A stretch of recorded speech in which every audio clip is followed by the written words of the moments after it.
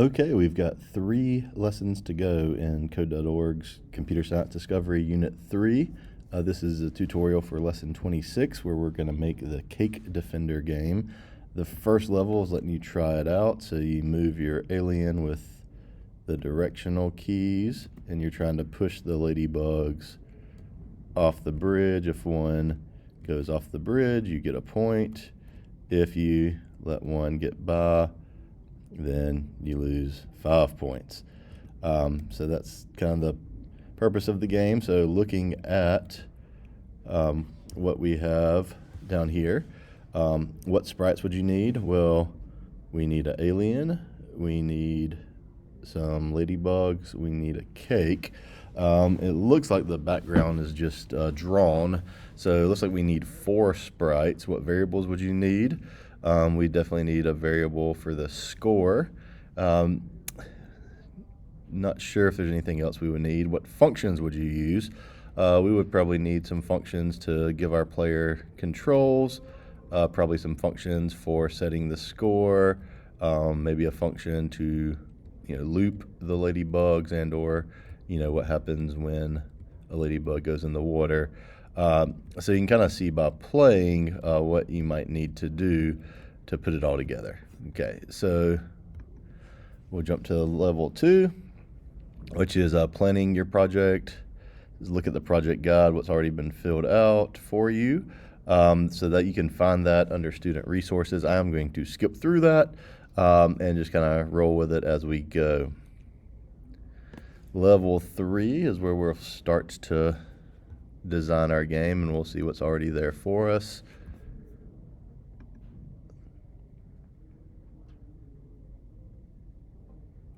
Okay, so you'll want some better animations for each of your sprites. So if we come and look, all right, we've got an alien walking right, we have got a cake, but perhaps we want to add an alien walk left. So what we can do is we can duplicate alien walk right, and we can change that to alien walk left. Okay, so some things we'd want to do with that. Once that's selected, we've got 2 frames, so for each frame we'd want to flip it to the other direction. Do that for both frames. So we flipped each one vertically, and now we have an alien walk right and an alien walk left. Okay, right now if we click run, we just have a bunch of gray boxes, so we want to set our animations. So for our cake, we're gonna set an animation, and there's a cake. For our player, it doesn't matter which one we pick initially. Let's just do player left. All right, and then enemy 1 and enemy 2 will both get the same animation, but we have to set it to each sprite. So enemy 1 will get ladybug, and enemy 2 will get ladybug. Okay, so now when we run, all right, our ladybugs are way up here. That's okay. So that's pretty much all they want us to do, is to set the animation so we can finish, move on to level 4. All right, so now we want to set, after each enemy sprite is created, set its X position to 0, set its Y position to be a random number between 150 and 250, set its X velocity to 200.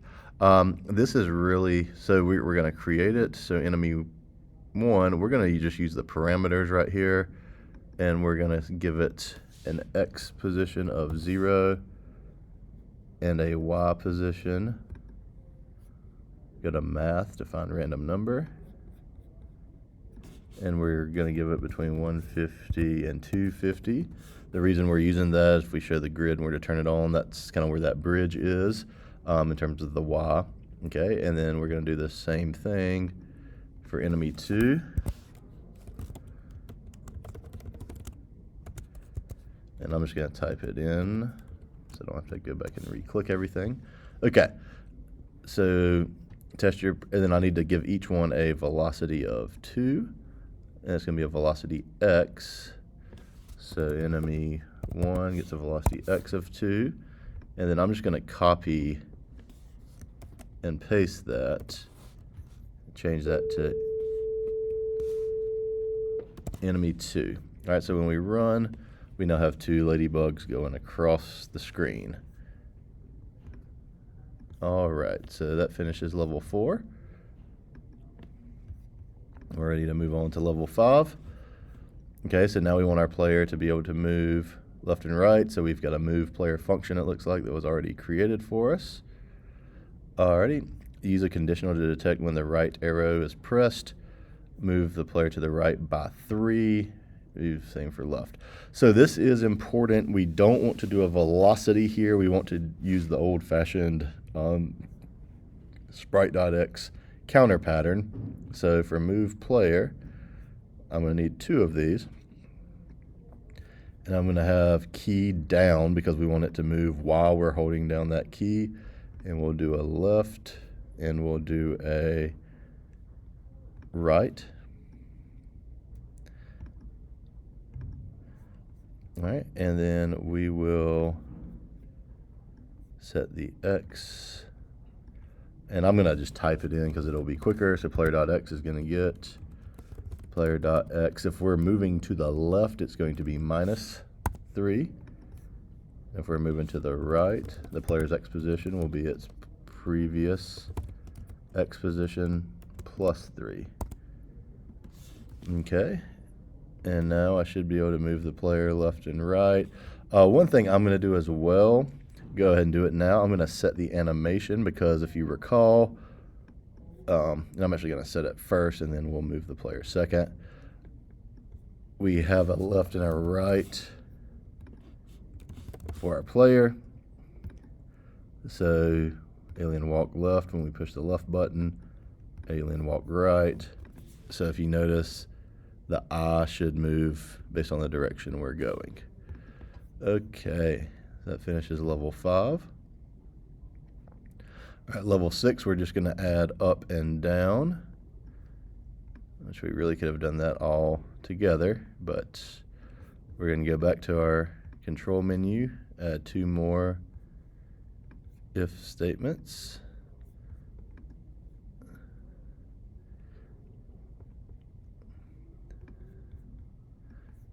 And we're going to use key down so that it moves while we're pressing it. So we have up and down.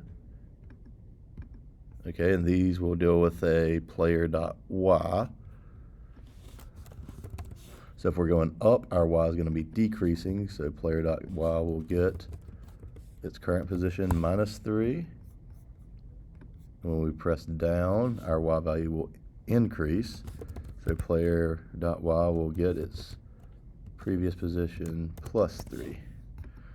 All right, and now we should be able to move left, move right, move up, move down. You do that with the directional arrow keys on your keyboard. All right, so our alien can move in all 4 directions. We are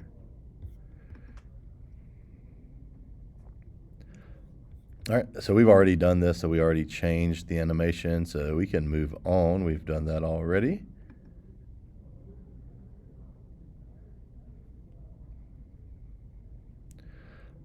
All right, level 8, if the enemy gets all the way across to the cake, you should place them back at the left side of the screen and decrease the score. You'll start your route code for only one of your enemies, or inside the enemy's touch cake function. All right, and it says decrease the score by 2. All right, set its Y position. So we're basically, I'm going to go ahead and do this for both of them. Enemies touch cake. So I'm going to do an if statement. I'll start out with one and then we'll cut. So I'm going to have an is touching. So if enemy 1 is touching cake, all right, then we want enemy 1's x. I'm going to set it a little bit off screen to like a -15. It's kind of smaller. and then it's y. I'm going to do a random number between 150 and 250.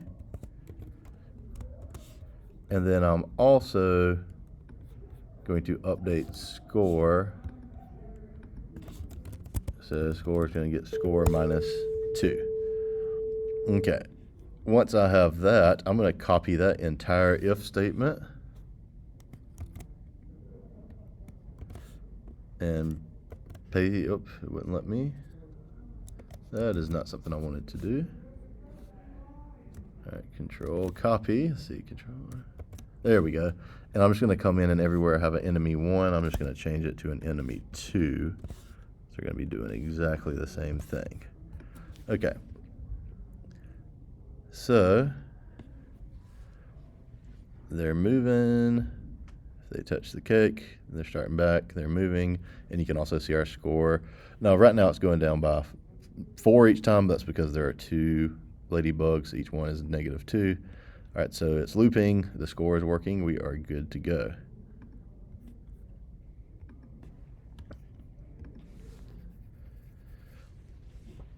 Uh-oh, it had an error saving my project. That's not cool. I think we're good. Okay, so your first enemy sprite should now be resetting. You want to do it for the other. Okay, we've already done that. So enemies 1 and 2 are both coded now to take points away and regenerate if they touch the cake. All right, your program now includes code in 2 places to set the enemies on the left side of the screen at random. You can create functions to reset each of your 2 enemies to remove repetitions. Alrighty. So there's set enemy 1. So we're kind of undoing. So what I'm going to do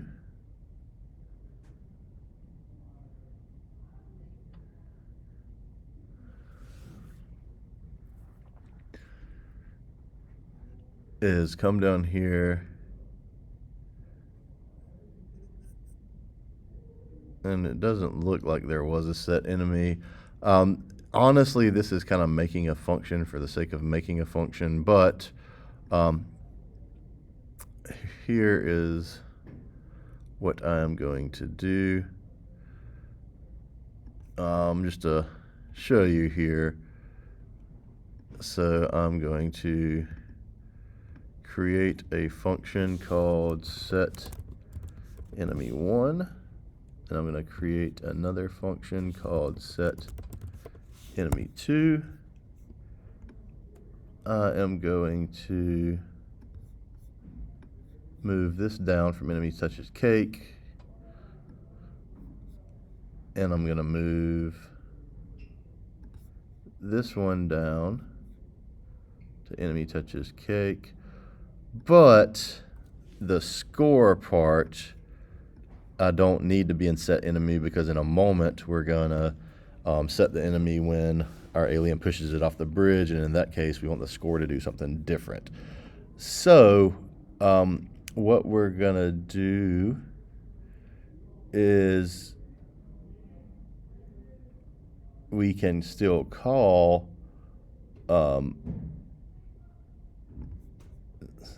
let's do this. So for enemy,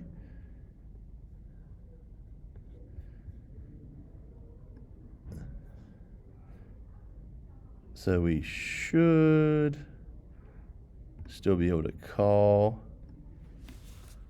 set enemy 1,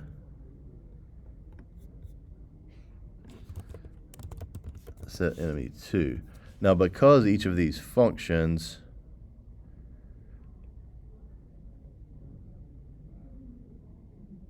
have that if statement,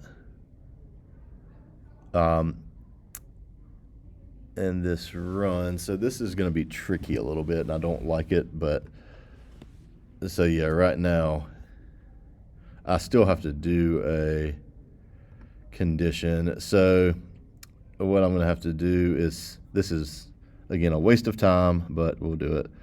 So I'm going to do this, move the if statement up. This was way more work than it should have been. I can put score in there now. Okay, I should have done that to start with. That was my bad. All right, and then I need to take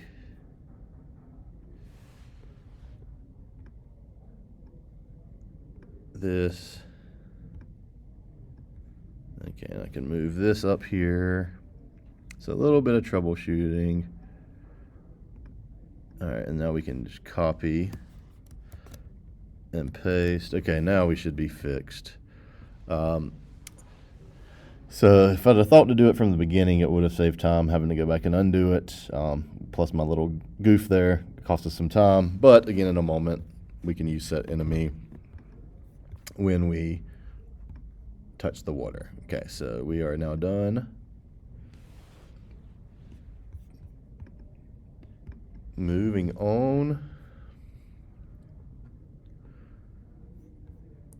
Okay, so your player should displace. Okay, so really all we have to do is go to displace enemies, and we should have a displace tool we can use. Yep, and we'll just need 2 of those. So we will have player displace enemy 1 and player displace enemy 2. Displace enemies is already called in our draw loops, and now if we touch one, all right, there we go, we can move it. Okay. Okay, now we had an issue because it was going off, but we're going to fix that in a second. All right, so the next thing we're going to do is give us the ability to push the enemies off the bridge. Okay, and if it gives us specifics, let's see. Use an if statement to check whether enemy 1 is off the top of the bridge by checking whether its Y value is below 140. So we're going to use less than 140 or greater than 260. Now, I don't think do we have a logical operator to make this easier? Yes, we do. Okay, so I'm actually going to introduce something here to save a little bit of time and also show you a little bit more condensed way of doing this. This is not probably what they had in mind, but we're going to have our condition, and we're going to do this for, and I'm going to use these double parallel lines, the or, and I'm going to say 1 is going to be greater than, 1 is going to be less than. All right, and what was it? Less than 140, greater than 260, okay.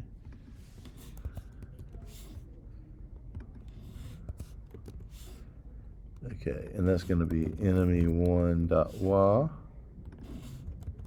enemy1.wa.